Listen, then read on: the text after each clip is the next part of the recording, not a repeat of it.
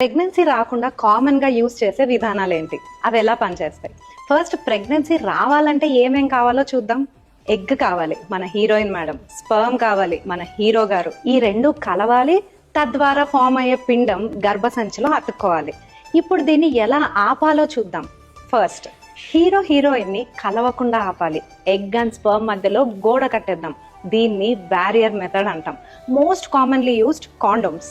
అమ్మాయిలు వాడగలిగే కాండోమ్స్ కూడా ఉంటాయి, దాన్ని డయాఫ్రామ్ అంటాం. 2, హీరోయిన్ ని కాసేపు ఇంట్లో నుండి బయటికి రానివ్వకుండా ఆపాలి. మన హార్మోనల్ పిల్స్, ఇవి ఎగ్ ని బయటికి రిలీజ్ అవ్వకుండా ఆపేస్తాయి. 3, హీరో హీరోయిన్ కలిసిపోయారు కానీ వాళ్ళని ఒక ఇంట్లో కాపురం పెట్టకుండా ఆపాలి. ఎగ్ ప్లస్ స్పర్మ్ కలిసాక ఫామ్ అయిన బేబీని గర్భసంచిలో అతుక్కోకుండా చూస్తాయి. ఇవి మన intra uterine devices, commonly known as copper tea.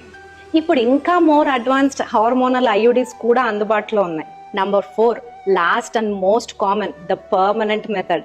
అనార్కలిని permanent గా ఒక గోడ కట్టి బంధించినట్టు ఏ ట్యూబ్ లో అయితే ఎగ్ అండ్ స్పర్మ్ మీట్ అవ్వాలో ఆ ట్యూబ్ ని పర్మనెంట్ గా ఒక సర్జరీ చేసి కట్ చేస్తాం. That is tubectomy.